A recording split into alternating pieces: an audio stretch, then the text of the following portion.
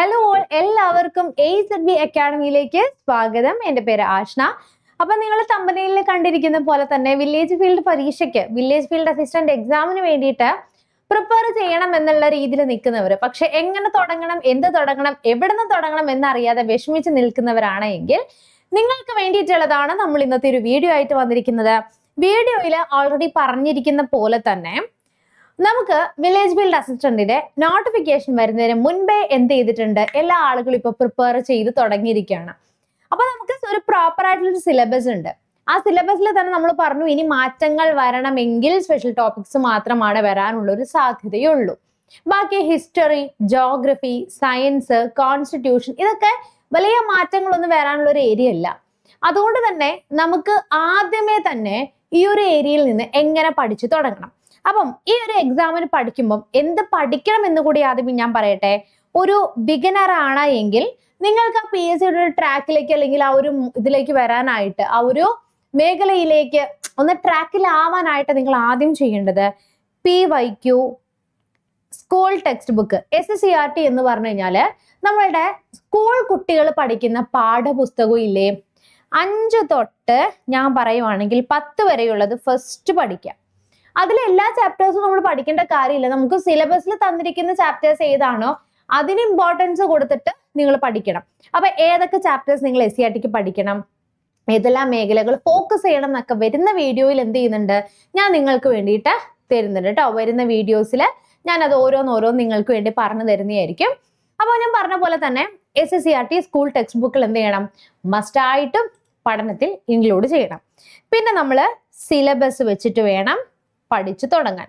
ഇപ്പൊ ഇതിൽ തന്നെ നമുക്ക് ഏറ്റവും പ്രധാനമായിട്ടുള്ളത് നോക്കിക്കേ, മാർക്ക് കൂടുതൽ വരുന്ന ഏതാണ്, മലയാളത്തിന് 10, ഇംഗ്ലീഷിന് 10, അതുപോലെ മാത്സിന് 10, കറണ്ട് അഫേഴ്സിന് 20. അപ്പം 20, 30, 40, 50. ഇവിടെ തന്നെ 50 മാർക്കാണ് നമുക്ക് എവിടെ വരുന്നത്, ഇത്രയും ഏരിയയിൽ നിന്ന് വരുന്നത് അല്ലെ. ഇനി ബാക്കി നമുക്ക് അടുത്ത മാർക്ക് കൂടുതൽ നോക്കിയാൽ കറണ്ട് അഫേഴ്സ്, കലാ, കായികം, സാഹിത്യം, സംസ്കാരം, കൂടുതലായിട്ടും കറണ്ട് അഫേഴ്സ് തന്നെ നിങ്ങൾ എന്ത് ചെയ്യുക, ഇമ്പോർട്ടൻസ് കൊടുത്ത് പഠിക്കാനായിട്ട് ശ്രദ്ധിക്കുക. പിന്നെ നോക്കിക്കഴിഞ്ഞാൽ 6, 3, 3 എത്രയാണ്, 12 മാർക്കാണ് സയൻസ് സബ്ജക്റ്റിന് വരുന്നത് അല്ലെ. അപ്പൊ ഇത് കഴിഞ്ഞാൽ അടുത്ത ഇമ്പോർട്ടൻസ് കൊടുക്കേണ്ടത് ആർക്കാണ്, 12 മാർക്കിന്റെ സയൻസ് വിഷയങ്ങൾക്കാണ് ഇമ്പോർട്ടൻസ് കൊടുക്കേണ്ടത്. പിന്നെ കേരളം, ഭരണം, ഭരണ സംവിധാനം, ഇന്ത്യൻ ഭരണഘടന, ഇക്കണോമിക്സ്, ജോഗ്രഫി, ഹിസ്റ്ററി.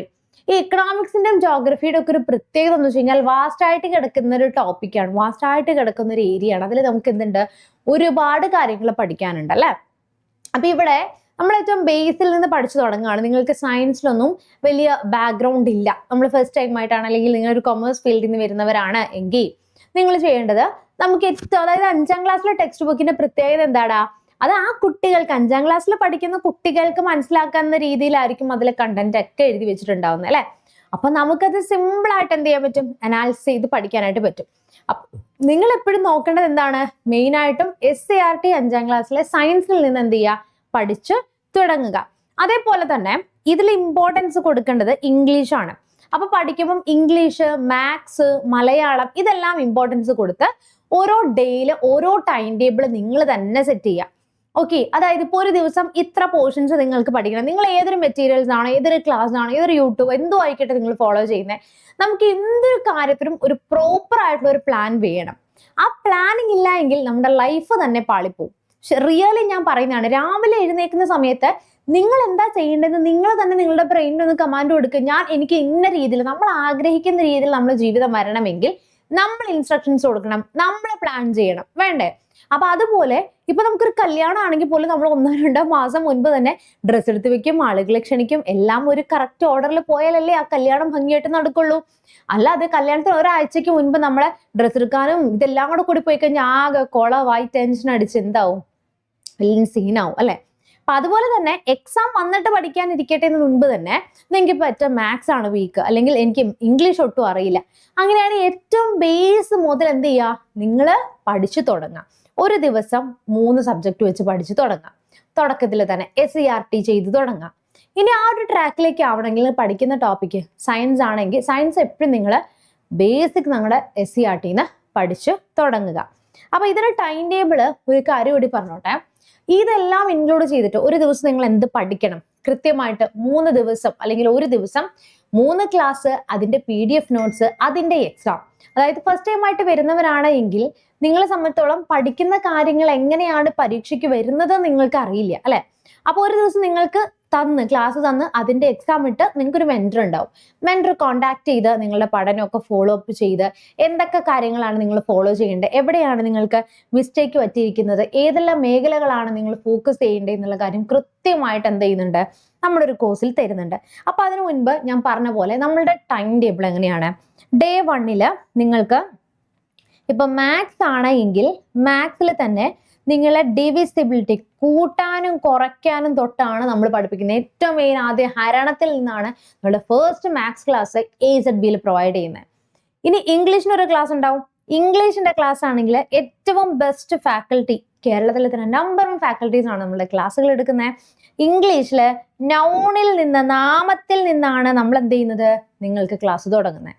പിന്നെ നമ്മളൊരു ജോഗ്രഫി, ഹിസ്റ്ററി, ഫാക്ട് എടുക്കുമ്പോൾ കൂടുതൽ ജോഗ്രഫിയാണ്. അത് രസമായിട്ട് നമുക്ക് പഠിച്ചു പോവാൻ കുറച്ചുകൂടെ രസകരമായിട്ട് നമ്മുടെ പ്രകൃതിയെ അറിഞ്ഞു പഠിക്കാൻ പറ്റുന്ന ഒരു ഏരിയയാണ് ജോഗ്രഫി.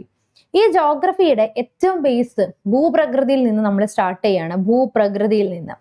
എന്നിട്ട് ഈ 3 ക്ലാസ് നിങ്ങൾ കണ്ടതിന് ശേഷം ടെസ്റ്റ് ചെയ്ത്, ഓരോ ദിവസവും ടെസ്റ്റ് ഉണ്ട്, എല്ലാം നമ്മൾ ആഡ് ചെയ്തിട്ടുണ്ട്. ജസ്റ്റ് ഞാൻ നിങ്ങൾക്ക് തരാൻ വേണ്ടിയിട്ട് ഒന്ന് PPT പെട്ടെന്ന് പ്രിപ്പയർ ചെയ്തപ്പം സമയക്കുറവുള്ളത് കൊണ്ടാണ് ഇങ്ങനെ പ്രിപ്പയർ ചെയ്തത്. ഇതിനകത്ത് ഭൂപ്രകൃതി, അതിന്റെ ഒരു എക്സാം ഉണ്ടാകും. ആ എക്സാം അറ്റൻഡ് ചെയ്ത് നിങ്ങൾക്ക് എന്ത് ചെയ്യാം, മാർക്ക് കുറവാണോ വീണ്ടും റീ അറ്റംപ്റ്റ് ചെയ്യാം. ആ ഫസ്റ്റിൽ നിങ്ങൾക്ക് നല്ല ഞങ്ങൾ പ്രതീക്ഷിക്കുന്ന മാർക്ക് കിട്ടിയാൽ മാത്രമാണ് നിങ്ങൾ സെക്കൻഡ് ഡേയിലേക്ക് എന്ത് ചെയ്യുള്ളൂ, നമ്മൾ വിടത്തുള്ളൂ. അപ്പൊ അതിന് കൂടെ നിങ്ങളുടെ മെന്റർ ഉണ്ട്. അപ്പൊ ഒരു ദിവസം നിങ്ങൾ എന്താ പഠിക്കുക, നിങ്ങൾക്ക് ഒന്നും അറിയില്ലെങ്കിൽ പോലും ഫ്രഷ് ആയിട്ടിരിക്കുന്ന കുട്ടിയാണെങ്കിൽ നമ്മളുടെ ഈ ഒരു കോഴ്സിലേക്ക് വന്നാൽ 100% നമ്മൾ ക്വാളിറ്റി വൈസ് ആയിട്ടുള്ള ക്ലാസ്സുകളും എക്സാമുകളും വാഗ്ദാനം ചെയ്യുന്നുണ്ട്. നിങ്ങൾക്ക് ക്ലാസ്സുകൾ കണ്ടു നോക്കാം, നമ്മൾ ഡെമോ ക്ലാസ്സുകളൊക്കെ കണ്ടു നോക്കാം. മാത്രമല്ല നിങ്ങൾക്ക് എന്തെങ്കിലും നമ്മുടെ കോഴ്സിനെ കുറിച്ച് അറിയണമെങ്കിൽ, നിങ്ങൾ പഠനവുമായി ബന്ധപ്പെട്ട എന്തെങ്കിലും പ്രശ്നങ്ങളുണ്ട്, അതുപോലെ VFA സംബന്ധമായിട്ടുള്ള എന്തെങ്കിലും നിങ്ങൾക്ക് ഡൗട്ട് ഉണ്ടായെങ്കിൽ നിങ്ങൾ എന്ത് ചെയ്താൽ മതി, നമ്മളുടെ കമന്റ് ബോക്സിൽ ഒരു ഗൂഗിൾ ഫോം നമ്മൾ ഫില്ല് ചെയ്തിട്ടുണ്ട്. അല്ലെങ്കിൽ ഈ കാണുന്ന നമ്പറിലേക്ക് വിളിച്ചു കഴിഞ്ഞാൽ നിങ്ങൾക്ക് നമ്മളുമായിട്ട് ഡയറക്റ്റ് ആയിട്ട് സംസാരിക്കാനായിട്ട് പറ്റുന്നതാണ്. അപ്പൊ ഏറ്റവും ബെസ്റ്റ് ആയിട്ടുള്ള ഏറ്റവും quality content SCRT, PYQ, revision, mentorship തുടങ്ങിയ എല്ലാ കാര്യങ്ങളും എന്ത് ചെയ്യുന്നുണ്ട്, നമ്മൾ നിങ്ങൾക്ക് വേണ്ടി നൽകുന്നുണ്ട്. മാത്രമല്ല ഓരോ ഡേയിലും ഒരു ദിവസം നിങ്ങൾ ഇത്ര പഠിച്ചു പ്രോപ്പർ സ്റ്റെപ്പ് വൈസ് ആയിട്ടാണ് നമ്മൾ പോകുന്നത്. ഇപ്പൊ നിങ്ങൾക്ക് 3 ക്ലാസ്സേ ഉള്ളൂ. അപ്പൊ ഇപ്പോഴേ മുതൽ പഠിച്ചു പോവാണെങ്കിൽ നിങ്ങൾക്ക് 3 വെച്ച് പതുക്കെ കംപ്ലീറ്റ് ചെയ്ത് പോയാൽ മതി. എക്സാം അടുക്കുമ്പോഴത്തേക്ക് നമ്മൾ ഓൾമോസ്റ്റ് ഇത് കഴിഞ്ഞ് നമ്മുടെ സെക്കൻഡ് സ്റ്റേജിലേക്ക് കഴിയും. റിവിഷൻ സ്റ്റാർട്ട് ചെയ്യും. Mock test, previous questions, live sessions എല്ലാം നമ്മൾ എന്ത് ചെയ്യുന്നുണ്ട്, ഇവിടെ പ്രൊവൈഡ് ചെയ്യുന്നുണ്ട് കേട്ടോ. അപ്പോൾ കൂടുതൽ കാര്യങ്ങൾ അറിയാനായിട്ട് ഈ കാണുന്ന നമ്പറിൽ നിങ്ങൾ എന്ത് ചെയ്താൽ മതി, ഒന്ന് കോൺടാക്ട് ചെയ്യുക. അപ്പൊ ഇതുപോലുള്ള ഹെൽപ്ഫുൾ ആയിട്ടുള്ള വീഡിയോസ് ആയിട്ട് ഞാൻ വീണ്ടും വരുന്നതായിരിക്കും. Till then, bye bye and thank you so much.